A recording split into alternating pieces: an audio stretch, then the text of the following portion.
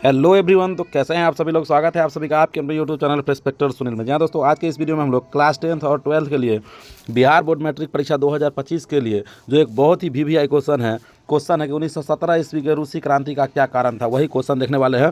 और इसका कारण क्या क्या था, एक एक करके कारण भी देखेंगे और यह हुआ क्यों था, यही तो जानना है मैंने। ठीक है, तो चलिए शुरू करते हैं। और देखिए, सबसे पहला नंबर जो क्वेश्चन है वह है कि 1917 ईस्वी के रूसी क्रांति का क्या कारण था। यह है क्वेश्चन हमारा।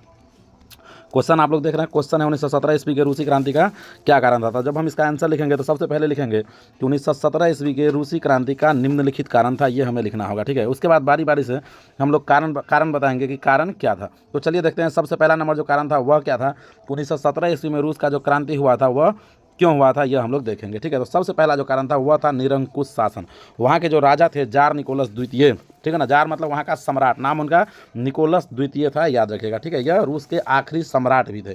वह बहुत ही ज़्यादा निरंकुश थे, है ना, उन्हें जनता के सुख दुख से कोई मतलब नहीं था। ठीक है, तो यह पॉइंट है, निरंकुश शासन। तो देखिए क्या है पॉइंट, इसे हम बनाएंगे कैसे लिखेंगे कि 1917 ईस्वी से पहले रूस में रोमनोव राजवंश का निरंकुश शासन था। निरंकुश का मतलब कि उसे जनता के सुख दुख से कोई मतलब नहीं था। वहाँ के राजा जार निकोलस द्वितीय थे, जो कि दैविक सिद्धांत को मानने वाले थे। जार निकोलस द्वितीय कैसे राजा थे, दैविक सिद्धांत को मानने वाले थे। उसे जनता के सुख दुख से कोई मतलब नहीं था। अब स्वाभाविक सा बात है कि किसी देश के राजा को या किसी राज्य के राजा को यदि जनता के सुख दुख से कोई मतलब ही नहीं है तो स्वाभाविक है कि वहाँ पे क्रांति होगा। तो जिस वजह से, वही लिखा है कि जिस वजह से भी वहाँ पे क्रांति हुई। तो ये हो गया पहला कारण। ठीक है, अब आते हैं दूसरे कारण की ओर। और देखिए दूसरा नंबर जो कारण है वह है औद्योगिक क्रांति।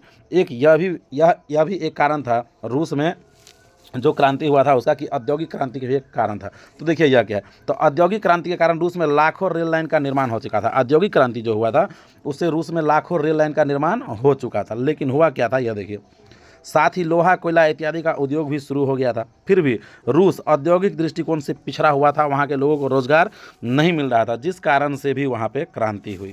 तो ये हो गया दूसरा कारण, ये आपको याद रहेगा। तो सबसे पहला कारण क्या था, सबसे पहला कारण हम लोग पढ़े हैं निरंकुश शासन। सबसे पहला कारण हम लोग पढ़े हैं निरंकुश शासन, और दूसरा कारण जो अभी हम लोग पढ़े हैं वह पढ़े हैं औद्योगिक क्रांति। तो आपको यह याद रखना है, समझ के भूलना नहीं है। ठीक है, अब आ जाइए अगले कारण की ओर। तीसरा नंबर जो है वह है मार्क्सवादी विचारधारा का प्रभाव। तीसरा नंबर जो कारण है वह है मार्क्सवादी विचारधारा का प्रभाव। अब यह देखते हैं कि यह क्या है मार्क्सवादी विचारधारा का प्रभाव। तो देखिए, इसका जब जवाब देना होगा तो हम क्या देंगे कि क्रांति के समय कार्ल मार्क्स ने समाजवाद के सिद्धांत का प्रतिपादन किया था।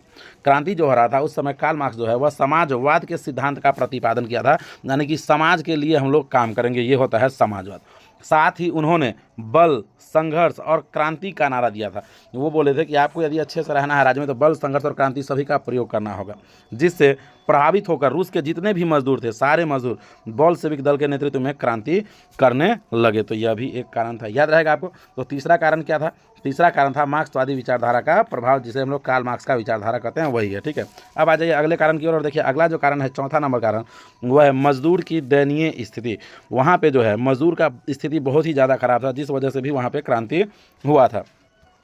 तो देखिए यहाँ पे इसका जो आंसर लिखेंगे, हम लिखेंगे कि जार के शासनकाल में मजदूरों को अधिक घंटे तक काम करना पड़ता था।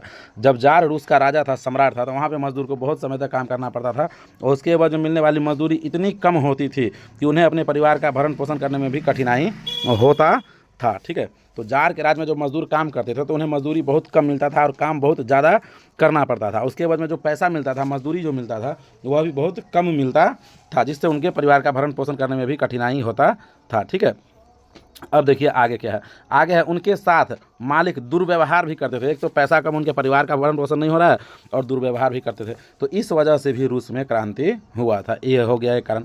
अब देखिए आखिरी और पांचवा नंबर जो कारण है वह है विदेशी घटनाओं का प्रभाव। रूस में जो क्रांति हुआ था तो उसमें विदेशी घटना का भी बहुत बड़ा प्रभाव था। तो देखिए इसका क्या है कि रूसी क्रांति में विदेशी घटनाओं का भी बहुत बड़ा प्रभाव है। क्या है कि क्रीमिया युद्ध में रूस पराजित तो हुआ ही, क्रीमिया से जो युद्ध हो रहा था उसमें रूस पराजित हो गया, हार गया। साथ ही 1905 ईस्वी में जापान से भी हार गया। अब वहाँ का जो लोग है वह बहुत ज़्यादा गुस्से हो गए कि ऐसे कैसे हार रहा है, छोटे छोटे देशों से युद्ध। जापान से हारना आग में घी का काम किया, और वहाँ के लोग बहुत ज़्यादा गुस्से हो गए जार के प्रति, और जार का वहाँ पे पोल भी खुल गया कि यह डरपोक राजा है ना।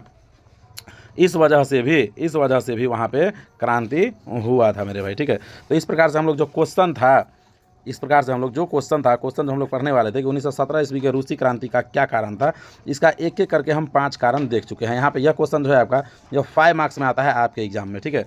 यह क्वेश्चन 5 मार्क्स में आता है, तो आपको देखना है कि यह पूरा पाँचों का पाँचों यदि आप पॉइंट लिखेंगे, 5 कारण, तब जाके आपको 5 मार्क्स पूरा मिलेगा। और यदि 2 मार्क्स से पूछ रहा है तो एक या दो या 3 कारण लिख दीजिए, छोड़ दीजिए, ठीक है। तो आशा करते हैं आपको वीडियो अच्छा लगा। यदि वीडियो अच्छा लगा तो वीडियो को लाइक करके चैनल को सब्सक्राइब कर लीजिएगा। साथ ही साथ इस वीडियो को अपने स्कूल और कोचिंग के ग्रुप में शेयर भी कर दीजिएगा।